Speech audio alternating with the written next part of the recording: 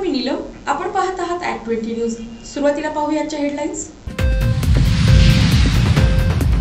बागेश्वर धामच्या दिव्य दरबारचा समारोप। महाराष्ट्राचा कायदा मोडणाऱ्या धीरेंद्र शास्त्रींच्या स्टेजवर केंद्राचा मंत्री असणं हे खेदजनक, अनिसचा आरोप। राज्य सरकारी कर्मचाऱ्याचा जुन्या पेन्शनसाठी मोर्चा, जिल्हाधिकाऱ्यांना दिले मागण्यांचे निवेदन।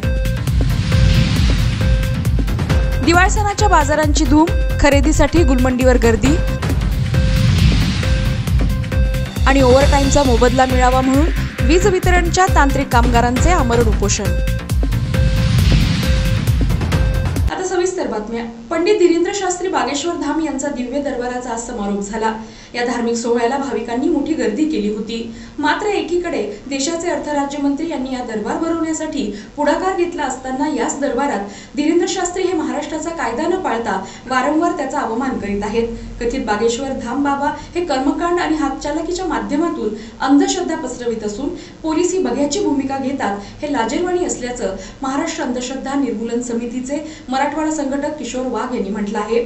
अनिसी टीआरपी साठी माझ्यावर आरोप करीत असते असे त्यांचे म्हणणे आहे। हे निदर्शनास आणून दिल्यावर ते आमच्यापासून नेहमीच पळ काढतात, हे आपण मागे नागपूरच्या वेळी पाहिलेलं आहेच, असे किशोर वाघ म्हणाले।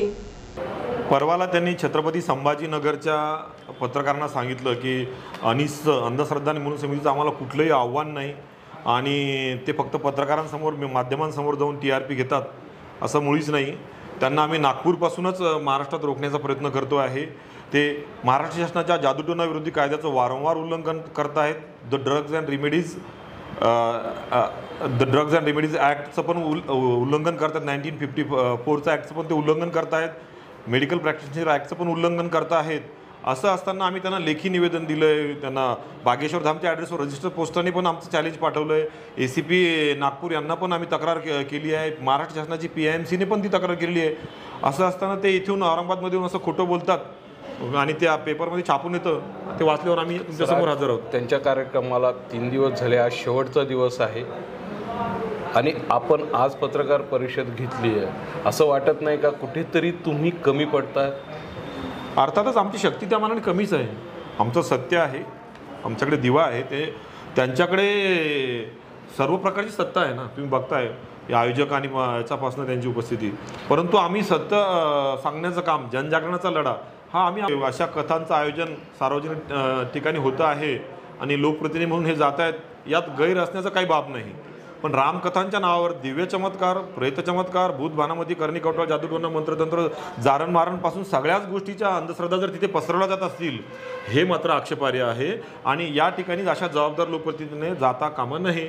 मग केंद्रीय अर्थराज्यमंत्री असतील किंवा उपमुख्यमंत्री असतील, यांच्यावर गुन्हा दाखल करण्याची आपण मागणी करणार आहात का? बाबांवरच गुन्हा दाखल होत नाही इथे। आम्ही वारंवार तक्रार करतो आहे, ACBला कळवतो आहे। महाराष्ट्र शासनाची PIMC जी ह्या जादूटोणा विरोधी कायद्याची अधिकृत जनजागरणाची समिती आहे, जो प्रथम आरोपी आहे त्याच्यावर अजून गुन्हा दाखल होत नाही, तर बाकीचे तो दूर राहिले सर। परंतु माझं या निमित्तानं छत्रपती संभाजीनगर हा संत आणि समाजसुधारकांचा मोठा वैचारिक पगडा असलेला विभाग आहे। या ठिकाणी सजग पत्रकार, विविध पुरोगामी संघटना, वैज्ञानिक चळवळी चालवणाऱ्या संघटना, जबाबदार नागरिक आहेत। यांनासुद्धा माझं कळकळीचं आवाहन आहे की कृपया आपण संबंधित आयोजकांना, त्या बाबांना हे आव्हान नीट पोचवा की तुम्ही दरबार भरवण्यापूर्वी एकदा त्यांनी त्यांचा दिव्य शक्तीचा जो दावा आहे तो सिद्ध करावा। त्याच्यासाठी तुम्ही पण पुढाकार घ्यावा, आयोजकांनाही समोर आणावं। आम्ही पण यायला तयारच आहेत, आम्ही मैदानातच आहोत। ह्या लोकांनी पण समोर यावं आणि पहिले हे करावं, नंतर ते कथेचं आयोजन करण्यात यावं। जुनी पेन्शन योजना पूर्ववत लागू करावी या प्रमुख मागणीसह इतरही काही मागण्यांसाठी आज राज्य सरकारी कर्मचारी मध्यवर्ती संघटना महाराष्ट्राच्या वतीनं जिल्हाधिकारी कार्यालयावर मोर्चा काढण्यात आला। सरकारी कर्मचाऱ्यांच्या अंशदायी पेन्शन योजनेचे 2015 पासून NPS म्हणजे राष्ट्रीय पेन्शन योजनेत रूपांतर झाले। ही योजना 2005 लाच लागू करण्यात आली व त्यामुळे गेल्या 17 वर्षात कर्मचाऱ्यांना त्याचा लाभ घेता आलेला नाही। कर्मचाऱ्यांचे कुटुंब निवृत्तीवेतन, ग्रॅज्युटी इत्यादीपासून वंचित राहावे लागत आहे। म्हणून ही योजना बंद करून तात्काळ जुनीच कर्मचारी पेन्शन योजना लागू करण्यात यावी, ही मोर्चेकरी सरकारी कर्मचाऱ्यांची प्रमुख मागणी आहे। बडकल गेट येथे डॉक्टर बाबासाहेब आंबेडकर यांच्या पुतळ्याला अभिवादन करून हा मोर्चा निघाला आणि टाउन हॉल, हमखास, किल्लारेक, रंगीत दरवाजा, अण्णाभाऊ साठेंचा पुतळा मार्गे जिल्हाधिकारी कार्यालयावर धडकला। यावेळी जिल्हाधिकारी यांना मागण्यांचं निवेदन देण्यात आलं।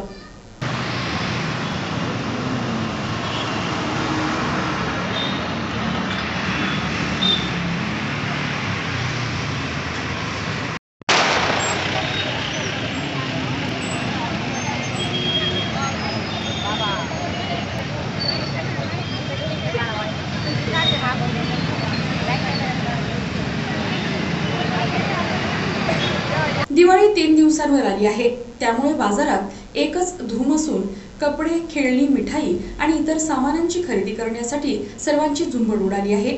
दिवाळीला लहानांसाठी हमखास कपडे घेतले जातात, मिठाईचीही मोठ्या प्रमाणावर खरेदी केली जाते। फटाक्यांचा बाजार अजून बहरला नाही, मात्र उद्यापासून फटाक्यांच्या दुकानाकडेही लोकांच्या गाड्या वळतील। शहराची मध्यवर्ती बाजारपेठ असलेल्या गुलमंडी, औरंगपुरा, रंगारगल्ली, सराफा आदी भागात मोठ्या संख्येनं लोक खरेदी करतात। त्याचबरोबर सिडकोतील बाजारातही चांगलीच खरेदी होत आहे।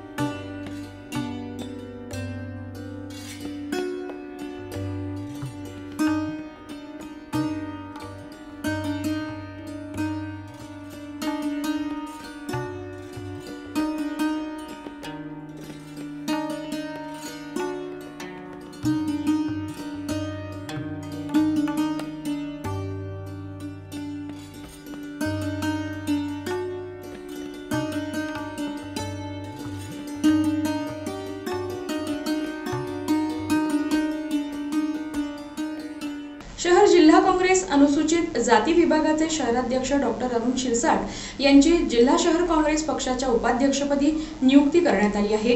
काल मुंबईत काँग्रेस प्रदेशाध्यक्ष नाना पटोले यांची एका शिष्टमंडळाने भेट घेतली होती। मध्यंतरी काही पदाधिकाऱ्यांनी पदाचे राजीनामे देण्याचा सपाटा लावला होता। त्या पार्श्वभूमीवर आता पक्षाच्या मदर बॉडीत अरुण शिरसाट यांना महत्त्वाचं स्थान देण्यात आलं आहे। या नियुक्तीबाबत त्यांचा स्थानिक काँग्रेस कार्यकर्त्यांनी सत्कार केला। यावेळी शहर काँग्रेस अध्यक्ष शेख युसुफ, निलेश अंबरवाडीकर, प्राध्यापक श्रीवंत गोपनारायण, मंजू लोखंडे, अनिस पटेल, अमजद खान आदींची प्रमुख उपस्थिती होती। महाराष्ट्र प्रदेश काँग्रेस कमिटीचे प्रांताध्यक्ष, महाराष्ट्राचे भावी मुख्यमंत्री नानाभाऊ पटोले यांनी मला पाचारण केलं मुंबईला। महत्त्वाचं म्हणजे औरंगाबाद संभाजीनगरचे आमचे लाडके नेते शेख युसुफ भाई, शहर जिल्हाध्यक्ष यांनी शिफारस केली की माझी अनुसूचित जाती विभाग शहर जिल्हाध्यक्ष मी असताना 5 वर्ष माझा कार्यकाल चांगल्या पद्धतीनं आतापर्यंत 3 शहर अध्यक्ष असताना मी काम केलेलं आहे। फुले शाहू आंबेडकर विचारधारेवर छत्रपती शिवाजी महाराज आणि काँग्रेसचं विचारधारा ही कशी मोठी होणार, काँग्रेस कशी वाढणार यासाठी मी प्रचंड काम केले। आणि गांधी भवनमध्ये असा एक उपक्रम केला की फुले भीमोत्सव, की काँग्रेसचे पुढारीच फक्त गांधी भवनमध्ये येतात, परंतु मला धर्मनिरपेक्ष कसं काँग्रेस आहे हे कृतीतून सिद्ध करण्यासाठी मी तिथे तसे 7-7 दिवस फुले भीमोत्सव कार्यक्रम घेत होतो। आणि त्याचप्रमाणे तिथं वैचारिक लोक आणून, त्या वैचारिक लोक काँग्रेसच्या स्टेजवर आणून, की काँग्रेसच्या स्टेजवर फक्त पुढारीच येत नाहीत, आमदार खासदार येत नाहीत, तर सर्व समाजाचे वैचारिक लोकसुद्धा येतात। हे आपलं सोशल काम आम्ही तिथं केलं। त्याचप्रमाणे गणपती महोत्सव असेल त्याच्यामध्ये सुद्धा आम्ही प्रचंड हिरिरीने काम करायचो। त्याचप्रमाणे शिवजयंती असेल, कारण असं असते की फक्त SC विभागाचा शहर जिल्हा अध्यक्ष मला हे मोडून काढायचं होतं की फक्त SCचंच काम करतो। आम्ही सर्व धर्माचं काम करून मुलांचे, विद्यार्थ्याचे प्रश्न असतील, समाज कल्याणचे असतील, MPhilचे असतील, PhDचे प्रश्न असतील, हे जे काम ग्रासरूटपर्यंत करायचो, तर हे याचा निश्चितच काँग्रेस वाढीसाठी मी 4 वर्षामध्ये प्रचंड काम केलं। त्याची मला म्हणजे मनापासून समाधान झाले। परंतु आमचे वरिष्ठांनी काही हरकत नाही मला पदावरून कमी करण्यात आलं। फक्त मला विचारायचं असतं की तुमचे 5 वर्ष झाले, तुम्ही आता दुसरं पद हे करा, परंतु काही हरकत नाही. मी त्यांनासुद्धा धन्यवाद देतो की त्यांनी जे पक्षाचं प्रोटोकॉल बघितलं, काही हरकत नाही. परंतु नानाभाऊ पटोले यांनी मला हे सगळं बघितल्यानंतर की या कामाची पावती म्हणून आमचे युसुफभाई लीडर यांनी माझी शिफारस केली की या कार्यकर्त्याला आता 5 वर्षांनंतर घरी बसवायचं का. कारण असं समजलं होतं की एखादा भावी आमदाराची पोस्ट टाकली तर या कार्यकर्त्याला जर त्रास होते तर त्याला काढून टाकण्याचा प्रयत्न केला जातो. बातम्या अजूनही आहेत मात्र एका छोट्याशा ब्रेक नंतर. बागेश्वर धामच्या दिव्य दरबारचा समारोप. महाराष्ट्राचा कायदा मोडणाऱ्या धीरेंद्र शास्त्रींच्या स्टेजवर केंद्राचा मंत्री असणं हे खेदजनक, अनिसचा आरोप. राज्य सरकारी कर्मचाऱ्याचा जुन्या पेन्शनसाठी मोर्चा. जिल्हाधिकाऱ्यांना दिले मागण्यांचे निवेदन. दिवाळी सणाच्या बाजारांची धूम. खरेदीसाठी गुलमंडीवर गर्दी. आणि ओव्हरटाईमचा मोबदला मिळावा म्हणून वीज वितरणच्या तांत्रिक कामगारांचे आमरण उपोषण. ब्रेक नंतर पुन्हा एकदा आपलं स्वागत. विद्युत वितरण कंपनीच्या प्रादेशिक कार्यालयाअंतर्गत तिन्ही झोनमधील यंत्रचालकांचा अतिकालीन कामाचा मोबदला बंद केल्याने कालपासून वीज कर्मचाऱ्यांनी आमरण उपोषण सुरू केले आहे. शासनाच्या एका परिपत्रकाचा गैरअर्थ काढून MSEB अतिकालीन कामाचा मोबदला देत नाही असा आरोप महाराष्ट्र राज्य वीज तांत्रिक कामगार संघटनेचे सरचिटणीस हाजी सय्यद झहरुद्दीन यांनी केला आहे. ओव्हरटाईमसाठी कर्मचारी उपोषणावर ठाम असल्याचं त्यांनी आमच्या प्रतिनिधींशी बोलताना सांगितलं. हे आम्हाला बी शोभनीय नाही, परंतु नाईलाजावर की आज विदर्भामध्ये सुरक्षा रक्षक मिळतो, परंतु या पाहूरला जळगावला मिळतो, विदर्भाला देवळगाव मिळतो सुरक्षा रक्षक, तर मराठवाड्याला का. आणि मराठवाड्याची जी तुलना करतात की 3 प्रादेशिक कार्यालयाचं वीज बिल वसुली चांगली आहे, पण आम्ही मराठवाड्यामध्ये बी राहतो, वसुली करतो. ऑपरेटर यंत्र चालक हे वीज बिलचे याद्या घेऊन फिरतात. आता इथं कालांतराने होईल ना. आज आम्ही वसुलीसाठी बाहेर आहोत.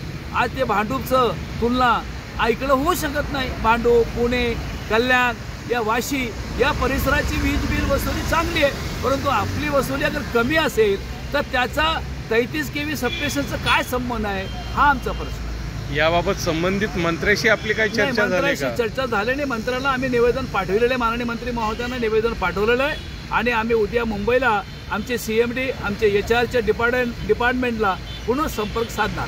महोदयांना आम्ही निवेदन दिलेलं आहे आणि इथले लोकप्रतिनिधी जे आहेत, मान्यवर आमदार महोदय आहे, यापूर्वी जेव्हा आम्ही 22मध्ये उपोषणाला बसलो होतो, संजय शिरसाट साहेब असतील, प्रदीप जयस्वाल साहेब असतील, संजय केदेकरजी असतील, MM शेखजी असतील, प्रदीप आपले इम्तियाज जलील साहेब असतील, या लोकांनी येऊन यांना सांगितलं होतं की बाबा यांचं ओव्हरटाईम चालू करा, कारण हे कामं करतात, परंतु ते त्यांच्या तोंडापुरतं हो म्हणतात आणि काळांतराने या मान्यवरांची बदली होते आणि त्या प्रश्न तसंच अनिर्णित झाला. महाराष्ट्रातील पोलीस पाटलांच्या प्रलंबित मागण्यांसाठी विभागीय आयुक्त कार्यालयासमोर आमरण उपोषण करण्यात येत असून आजचा दुसरा दिवस आहे. याबाबत आमच्या प्रतिनिधींशी बोलताना संघटनेचे दत्तात्रय मोठे यांनी सांगितलं की आमच्या अनेक दिवसांच्या मागण्यांसंदर्भात शासन वेळ काढूपणा करत असून वर्षानुवर्षे आमच्या मागण्यांकडे दुर्लक्ष होत आहे. आता मागण्या मान्य झाल्या नाहीत तर आम्ही टोकाचं पाऊल उचलणार आहोत. त्यामुळे कायदा व सुव्यवस्थेचा प्रश्न निर्माण झाल्यास त्याची सर्वस्वी जबाबदारी सरकारची राहणार. पोलीस पाटलाची मानधन 25,000 रुपये मानधन 25,000 रुपये मानधन होत कसं नाही, सर्वांचं होत आहे, आमचं का होत नाही. पोलीस पाटील संघटनेचा नूतनीकरण पण झालाच पाहिजे. नूतनीकरण पण झालाच पाहिजे. वय 65 वर्ष वय झालंच पाहिजे. प्रत्यक्षरित्या बघितलं तर पोलीस पाटील हा प्रशासनाचा सगळ्यात शेवटचा असा दुवा आहे. गाव पातळीपासून प्रशासनाची सुरुवात होते, पोलीस पाटलापासून सुरुवात होते, परंतु वर्षानुवर्ष पोलीस पाटलांचे मागण्या ज्या आहेत त्याच पद्धतीनं कितपत पडून आहे. प्रशासनाचं त्या ठिकाणी लक्ष नाही. पोलीस पाटील हा प्रशासनाचा पाया आहे. तुम्ही कळसाला रंगरंगोटी करू राहिले पण पाया तुमचा ढासळत चाललेला आहे. कारण जो पोलीस पाटील आहे आज उपोषणाला पोलीस पाटलांना वरती उपोषणाची वेळ या ठिकाणी अशोक पाटील ठोंबरे यांच्यावरती आमरण उपोषणाची या सर्व पोलीस पाटलांच्या वतीनं आमरण उपोषण करण्याची वेळ या ठिकाणी आली. कारण त्याचं कारण असं आहे, ज्या वेळेस तुमच्याकडे 40-42 रुपये पेट्रोल होतं, ज्यावेळेस तुम्ही जो भत्ता प्रवास भत्ता ठरवला गेला. तो प्रवास भत्ता आज घडीला 105 रुपये पेट्रोल झालं तरी तोच प्रवास भत्ता आहे. म्हणजे ज्या ठिकाणाहून पोलीस पाटलांना यावं लागतं त्याच्या खर्चामध्ये दुप्पट वाढ झाली, पण प्रशासनाच्या जेअरमध्ये कुठलीही वाढ या ठिकाणी झालेली नाही. 6,000 रुपये पोलीस पाटलांना या ठिकाणी मानधन भेटतं. अक्षरशः जर विचार केला तर आज शेतामध्ये मजुरी करणारा जाणारा मजूरसुद्धा 300 रुपयाच्या खाली या ठिकाणी येत नाही. आणि या पोलीस पाटलांना दिवस रात्र कुठल्याही काही एखादी कुठे साठे जप्त केले त्या ठिकाणी रात्री जीवाला धोका असताना ते पोलीस पाटील त्या ठिकाणी जातात. पण शासनाचा जी कवच पाहिजे, जी संरक्षण या ठिकाणी पोलीस पाटलांना पाहिजे, या कुठल्याही प्रकारचं संरक्षण या ठिकाणी अधिनियम 1967 मध्ये तुम्ही दुरुस्तीचे आदेश काढण्याची मागणी करत आहात. साहजिकच आहे, कारण अधिनियम 1967ची या ठिकाणी जर दुरुस्तीची मागणी आम्ही करतो, त्या जर पूर्णपणे दुरुस्त या ठिकाणी झाल्या तर कुठल्याही प्रकारचं उपोषण करण्याची वेळ आमच्यावरती येणार नाही. आणि पोलीस पाटलाचा जे काही गावामध्ये असतील जे अधिकार आहे त्या अधिकारावरती त्या ठिकाणी गदा येणार नाही. कारण काही प्रॉब्लेम झाले तर गावातल्या पोलीस पाटलांनी त्या ठिकाणी संपूर्ण महाराष्ट्र. बातमीपत्राच्या शेवटी पाहूयात पुन्हा एकदा आजच्या ठळक बातम्या. बागेश्वर धामच्या दिव्य दरबारचा समारोप. महाराष्ट्राचा कायदा मोडणाऱ्या धीरेंद्र शास्त्रींच्या स्टेजवर केंद्राचा मंत्री असणं हे खेदजनक, अनिसचा आरोप. राज्य सरकारी कर्मचाऱ्याचा जुन्या पेन्शनसाठी मोर्चा. जिल्हाधिकाऱ्यांना दिले मागण्यांचे निवेदन. दिवाळी सणाच्या बाजारांची धूम. खरेदीसाठी गुलमंडीवर गर्दी. आणि ओव्हरटाईमचा मोबदला मिळावा म्हणून वीज वितरणच्या तांत्रिक कामगारांचे आमरण उपोषण. आणि याबरोबरच हे बातमीपत्र इथे संपलं. पुन्हा भेटू पुढील बातमीपत्रात. तोपर्यंत नमस्कार.